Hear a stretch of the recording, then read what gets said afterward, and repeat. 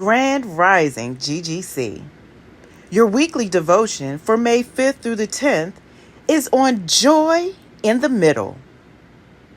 Your biblical exploration will be coming from Habakkuk 3:18, the New Living Translation. Yet I will rejoice in the Lord. I will be joyful in the God of my salvation. Joy doesn't always arrive in perfect conditions. It often shows up in the middle of the mess. Habakkuk's declaration is bold.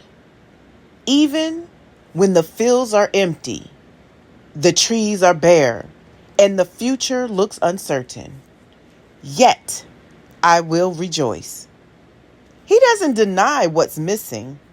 He simply chooses not to let it have the final say. Joy in the middle is one of the most powerful forms of faith. It's not joy after the miracle. It's not joy because the situation turned. It's joy while the pressure is still present. It says, even if I don't see it yet, I trust that God is still good, still able, and still writing my story. True joy is not dependent on external results. It's evidence that God's presence is still sustaining you. This kind of joy doesn't come from avoiding struggle. It comes from knowing who's walking through it with you. The enemy wants to steal your song before the breakthrough, but your praise in the middle is your weapon.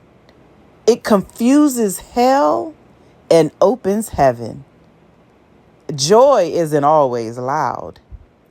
Sometimes it shows up as stillness in your spirit when you have every reason to be overwhelmed.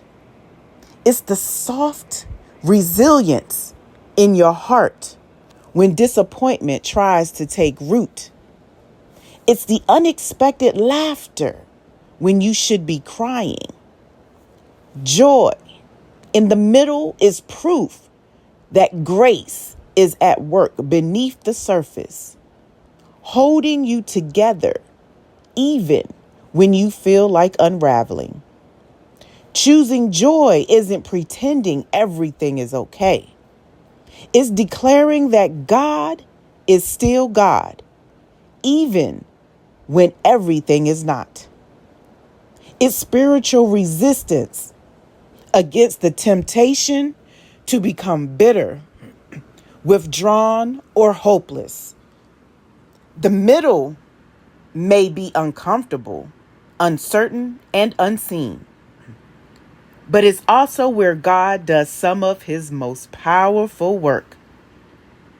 This week, the Lord is inviting you to walk in a joy that doesn't depend on perfection, a joy that shows up in the silence, a joy that sings when the answer hasn't come, a joy that declares victory while you're still surrounded. When you make room for joy in the middle, you're not just enduring, you're accelerating. And the joy you choose now is preparing the strength you'll need for what's next. Day 2. Midweek Joy Check. Sometimes we expect joy to crash in like a wave, but joy often slips in as a whisper. Peace in your chest, a smile you didn't expect, laughter that heals. This kind of joy isn't loud, but it's lasting. Reflection question. What moments made me smile this week? Even just a little. Practical goal. Text someone who makes you laugh and thank them for being part of your joy journey. Prayer. God, help me notice the joy you've already placed around me. Make me mindful of every small miracle. Joy walk. Take a 5-minute walk, indoors or outside, and look for things that spark joy. Sunlight, fresh air, beauty, peace.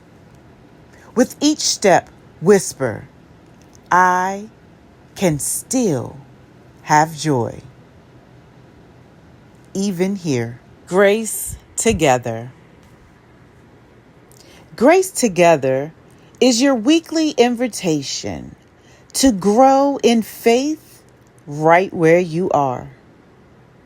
Whether you live alone or with others, these short daily activities, just 15 minutes or less, help you reflect, reset, and apply the weekly devotional theme in real life. From music moments to simple challenges, it's all about being present, not perfect. Share your journey using hashtag Grace Together, GGC, explanation point. Your focal theme and verse of the week is joy in the middle. Habakkuk chapter 3, verses 17 through 18 from the New Living Translation.